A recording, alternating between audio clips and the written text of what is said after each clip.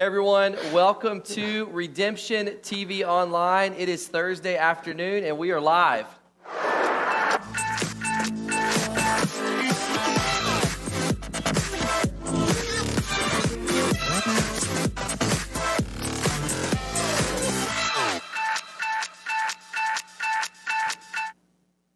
Well, hey, again, welcome. I'm your host, Matt Burks, and this is my co-host, Austin Nesvacil. Hey, everybody. We are excited to be with you. It is week 3, if you are counting, week of 3. Redemption TV. So, by quick. Like we had week 1, we built a little bit for week 2, and so we're really trying to take a few. We added audio this week. That's right. Trying something different. It's important to have audio we at the figured we beginning. would try that. Honestly, I don't think they wanted to hear what we were saying. No, and probably that was not. Intentional. Hey, quick question. I was just wondering, are the barber shops back open yet? I wouldn't know. I don't think they are. I wouldn't know. Is anyone out there who could maybe give a quick cut to my friend and co-host? Yeah. Info at redemptionlakeland.com. My hair grows We'd love to out hear from like you. Toad from Mario Party. It just It's incredible. mushroom. It's crazy. Incredible how this hair grows out It's so quickly. pretty bad. But really adapting to the things that are closed. You got to do what you got to do, Matt. Right? Like learning what is closed and what is open. Barbershops are closed. We found. Barbershops definitely are I can see you've been cutting your own hair. I've been cutting I can myself. tell. I have. And actually the Flowbee is working great. It's awesome. It's doing a great job. So we are excited, though, to have this live interaction with you guys It's gonna be a on good Thursday week. afternoons. Austin, what do you have for us? This is exciting, Matt, because I think if you remember last week, we had the Neighborhood Ring Roundup, not sponsored by Ring. We did. We had some crazy stories with an otter, a stolen cactus that you may or may not have had any audio for. And this week, Matt, I'm excited because we have more stories of Neighborhood Ring Roundup, not sponsored by Ring. So we're going to go ahead, Matt. I think you actually have the first story for that, if you would. All right. So we have our Ring Roundup report, not sponsored by Ring. And as a reminder, these are always real comments taken from the real Ring app, if you can believe that. So up first, we have, and this is incredible. It makes a lot of sense that this would be under crime. A guy on a bike with a lawnmower. Oh, that's it? So apparently what he was doing, and it was a younger guy, according to the description, Honey Tree North neighborhood. If we have any viewers living out there, let us know if you see this sketchy character because he's pulling around his lawnmower inexplicably. And if you could believe this, Austin, we actually were able to receive video from a neighbor. We have video of that. So if we can we go ahead and roll that video? Fantastic. Okay. I will say the mask part, though.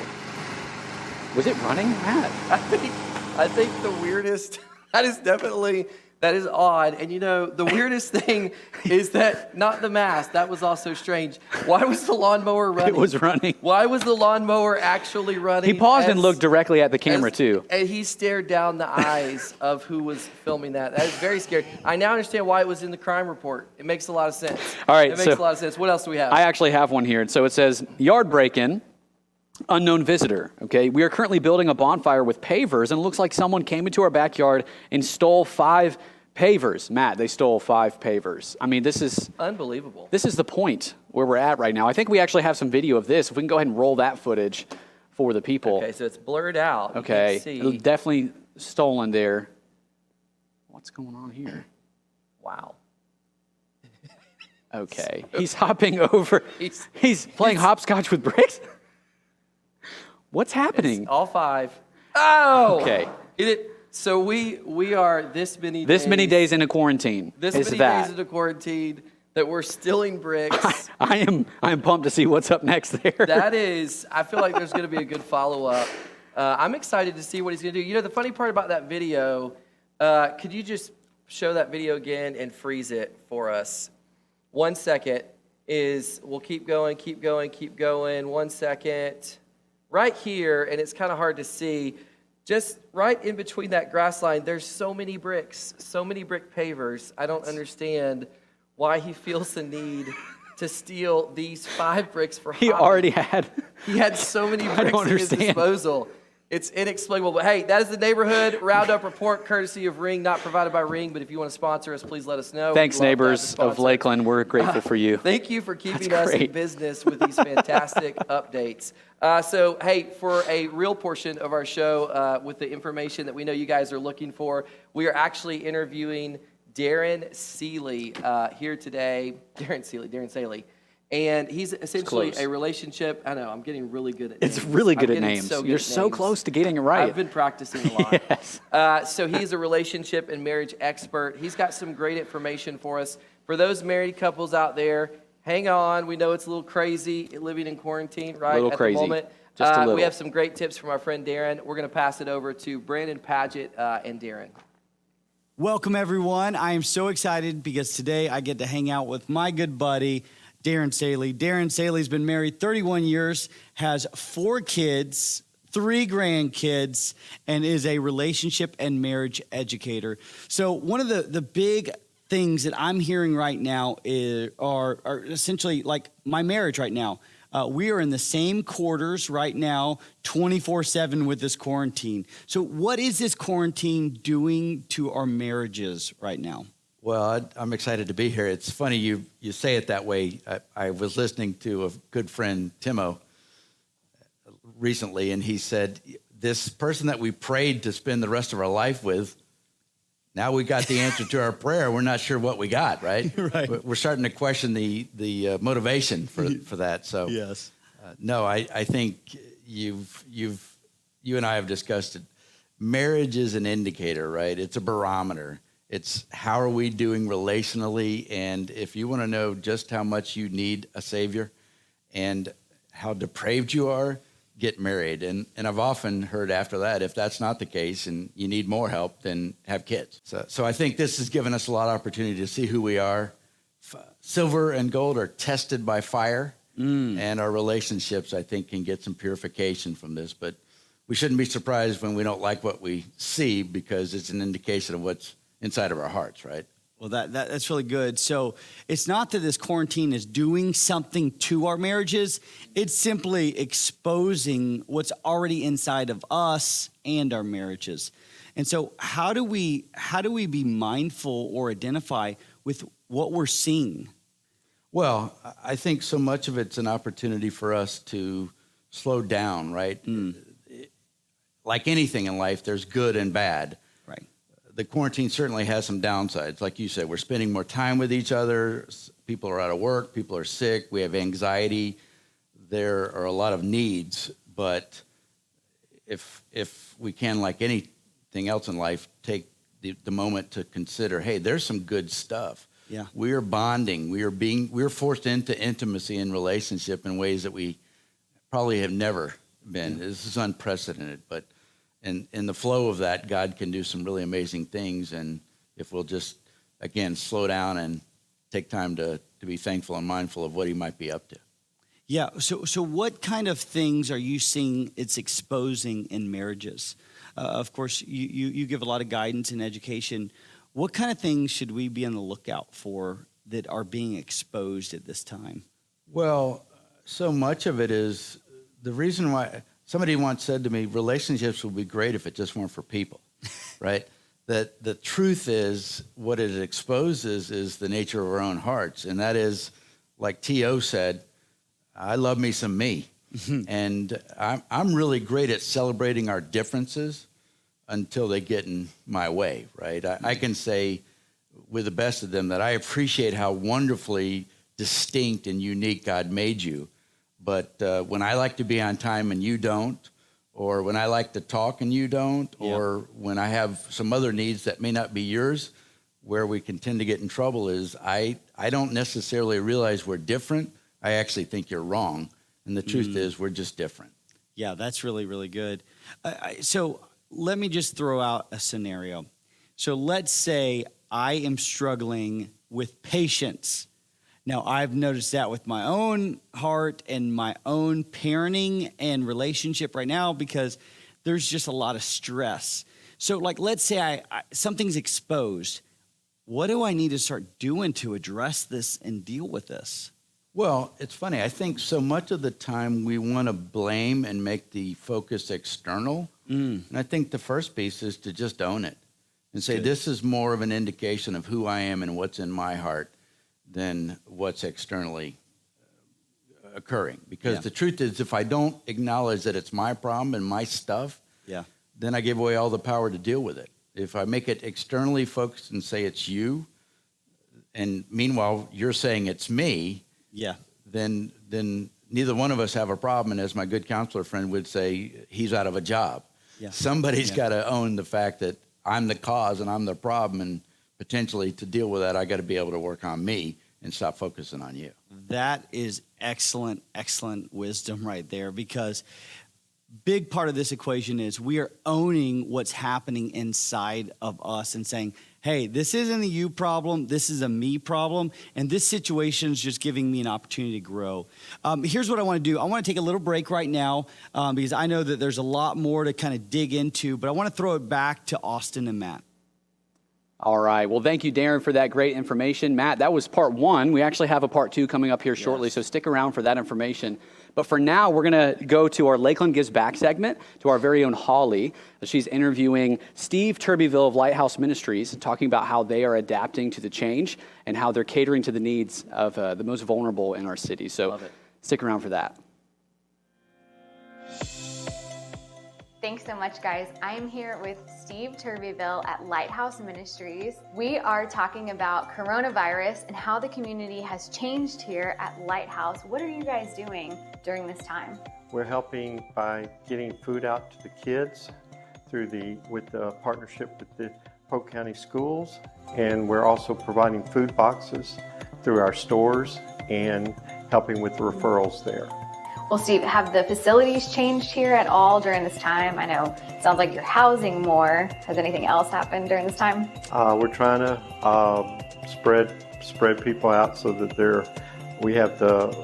according to HUD, we have a 3-foot distance in shelter because it's just impossible to have the 6 foot. That makes sense. So we're trying to take all the precautions there as we can. The other thing is improvising for putting the food boxes together and that sort of thing in our other facility, in our women's center, this facility. So even though people can't really be a part in person in serving here in that capacity, are there ways that people can donate or drop off food or things like that? How can we help? We do need people to remember that this housekeeping and taking care of people in our community goes on every day. And so if there's some way that they can give and go online, and automatic giving is available. There is always a need for a substantial help financially. If you feel encouraged or led to give or to drop off a box or say a prayer, anything for this community, I know it would mean a lot. Thank you so much, Steve, for your time. We appreciate it. Thank you for doing this. We appreciate it. Thanks so Thank much. you, guys. What a great interview, Holly. That's great. Thank you, Holly. Thank you so much for taking the time to do that. And man, thank you, Steve, and to the whole team at Lighthouse. That is a ministry that is close to my heart. I've been involved out there for many years with them.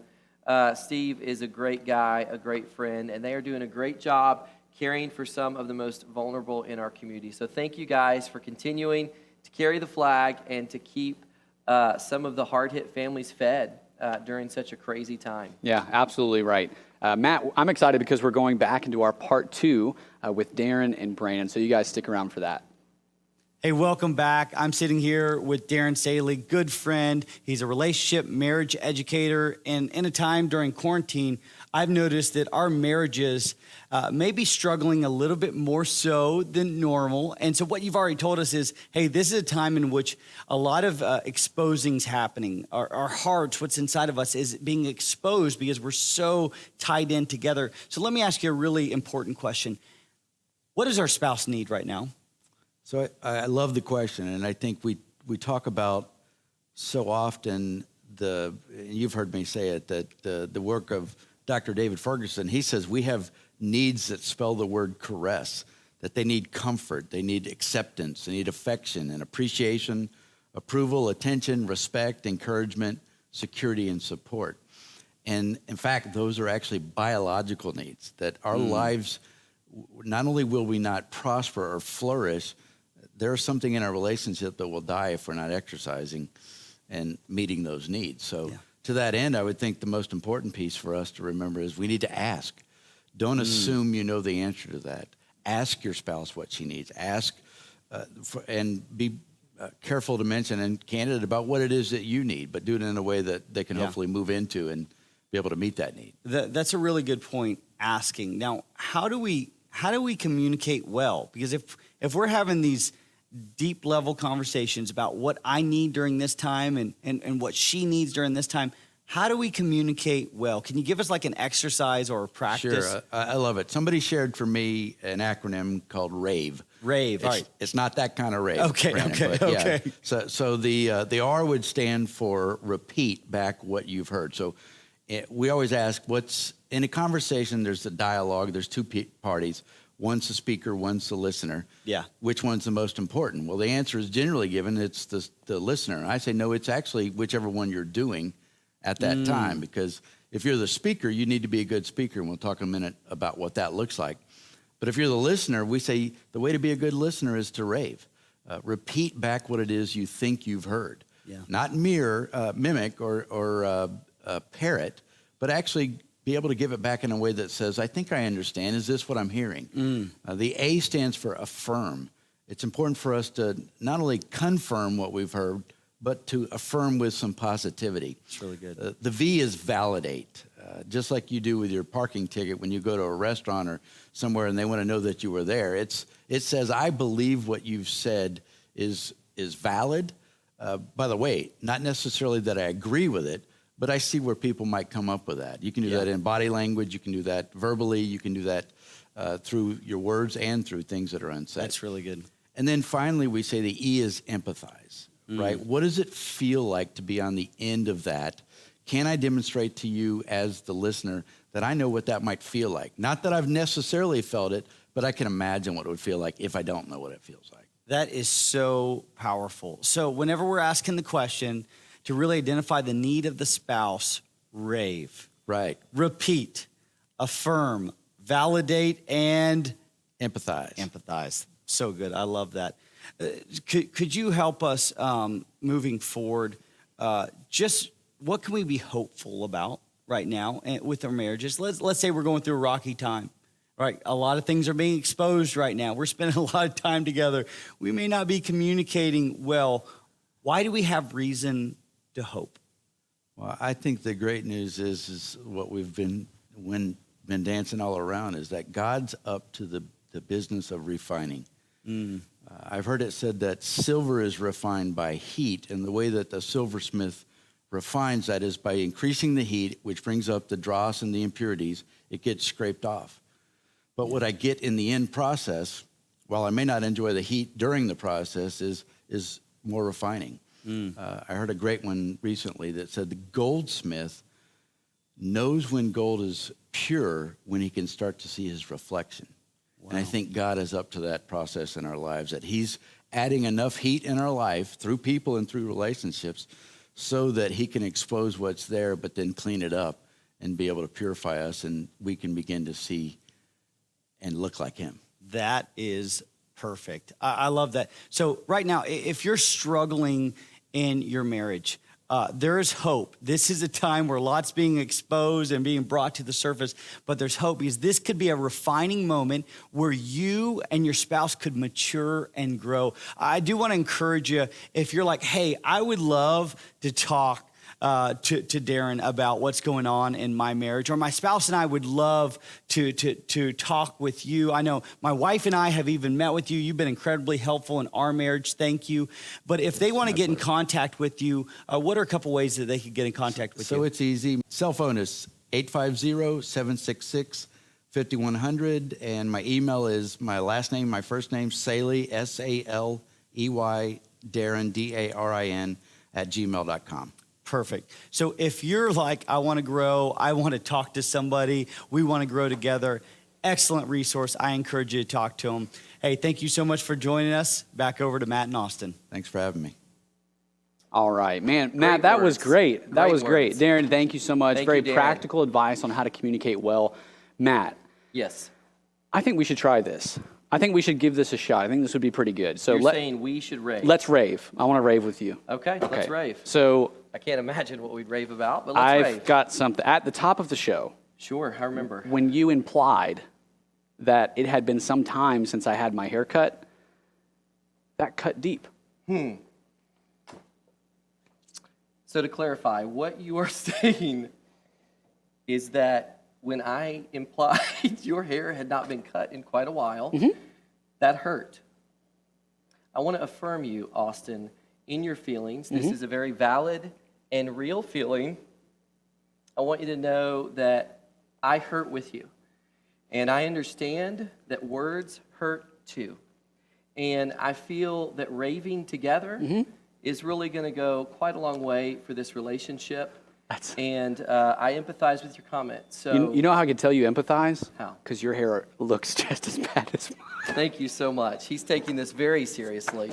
So seriously. So, hey, we have another segment we like to do weekly with you guys. It's called Go Local. This is where we highlight a local business that is doing great things in the community. They're learning how to adapt to our new normal that we find ourselves. Right. This week, I actually spent a few minutes with the owners at Palace Pizza. Some great friends with some great food. So let's send it over to them.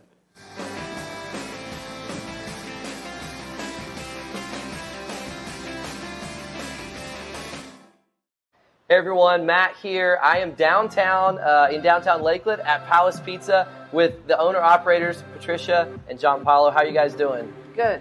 How has business been for you in this new normal that we're finding ourselves? Our life has changed a lot. Our business changed. We got a lot of, everybody's wearing a mask in our business. We try to wash our hands as much as we can.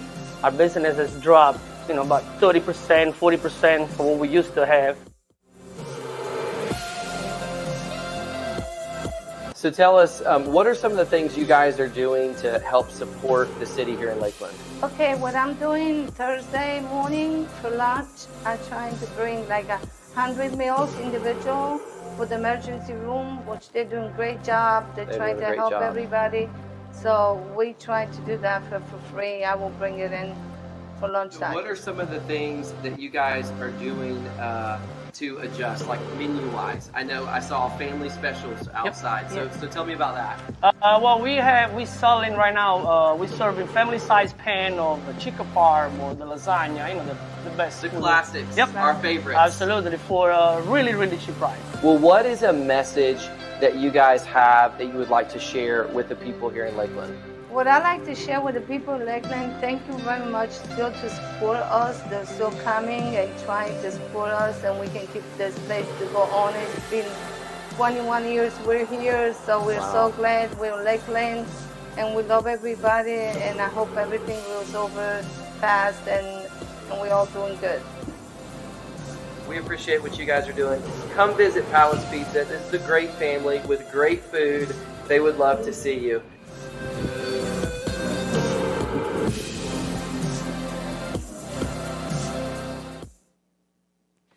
Great food. Amazing Man, food. I am, sanitization is Sweet. important. Good stuff. Hey, Palace Pizza, the stuff that they're doing over there, I love it. Fantastic.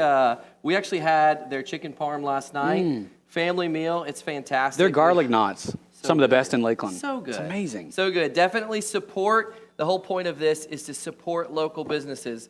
And I would say this, if you have a local business, a restaurant that you want us to put on a list for highlighting, send that to info@redemptionlakeland.com. We'd love that. We'd love to come see what you're doing. Again, I think it's great with Palace that they are feeding our frontline healthcare workers, giving out 100 meals this morning there at the hospital. What a great thing. So That's amazing. Thank you for what you guys are doing. Continue to feed us well. Matt, you know what I love even more than delicious pizza? What? Our delicious memes. Oh. And we have some fresh, hot memes for the people. It's our Meme of the Week segment. Meme of the Week We've got segment. some memes for you folks. Matt, I think you are going to kick us off. Would you go ahead and tell us what the first meme is? I'm very excited to kick this off. So up first, a pizza is basically a real-time pie chart of how much pizza's left. That guy's face detailed pretty well what my face looked like the first time I saw that. I agree. How come they didn't teach us that in math? They didn't show that. Such a good example of They the chart. should have used pizza. All right, so here's the next one. When my name is in the math problem and the class stares at me, that's right, I bought 60 watermelons. So crazy. Wow. Okay. Like the teacher's using that as a great example. Why did you buy 60 watermelons? It's crazy. Okay, up next we have our homeschool marching band quarantine style. How long is the field that person's marching on? I don't know when they stop. They but just that's keep fantastic. going. They just keep marching. This next one, Matt, might be my very favorite. It's the top picture of Quentin Tarantino. The bottom one is of Tintin Quarantino. Tintin Quarantino. You're killing the joke. It's Tintin Quarantino. It's funny though. You're It's killing me. It's still good. You're killing it's me. still It good is- stuff. It is still good. All right, so if you have toddlers, you can relate to this one. Me, man. you can relate. I can definitely Me relate laid to on this. the couch, the toddler says, "Dad, I didn't go pee-pee anywhere. I want you to know I didn't." Me immediately getting off the couch. We all know where that story ends. That and might it very is- well be the most relevant meme to my it's- family. It's the most terrible treasure hunt that you will ever experience. We're potty training right now, so that's our real life. It's our real life. This next one. My son had a good report card. We told him he could have a present. He chose 3 pounds of bacon. That's when I knew for sure he was mine. A kid after my very own heart. That's good stuff right I mean, I there. love bacon. Okay, these last couple, these are hilarious. They're very timely. This is one of my favorites. Okay, we don't put it up yet. I got to brace myself. We already got it. Up. Okay, all right, here we go. People who say coronavirus, people who say COVID-19, and people who call it the Rona. You know who you are. You know exactly who you are. You know what you say, and you know how you describe it, the Rona. I don't want to call out specific areas of Lakeland, but I do feel like particular Lakelanders are prone to saying Rona. I do feel like I don't know. It's, Maybe not. It could be Maybe not. related. All right, close this out strong. This next one, not only is it my bit, but it looks like me. Quarantine week 4, I cut it myself. That's apparently, it's either me or Matt, one of us. We're in dire straits here. Hey, that sloth looks exactly like the bowl cut my mom gave me for the first 6 years of my life. Literally, it's pretty. As a kid, that was also my haircut. Like, we need to get pictures. Yeah, that was a lazy person's there's definitely cut. pictures there. Hey, if you're cutting your hair, We this gotta week see it. yourself, We do need to see. we that. have got to see We need that. you to share those pics. We want your memes to be featured up here. If you find a good one, send it to info@redemptionlakeland.com. We would love to feature that. Hey, what's coming up next for Redemption TV? Yeah, awesome. Tonight, I believe at 8:30, we have story time with Holly. Yes. So that's like great. the very Bring next the thing. Make sure kiddos at you're 8:30. tuned in tonight at 8:30. Yeah. And then this Sunday, we have Redemption Church services at 9:30 and 11 a.m. So really great services on planned. YouTube and Facebook. YouTube and Facebook. That's absolutely right. Yep. All right. Well, hey, we want to say thank you guys for joining us. Thanks to our guests, especially Darin Saley, who provided some incredible information. Thank you so much. We hope you guys have a great week. We will see you tonight at 8:30, and on Redemption TV, we'll see you next week. See you guys.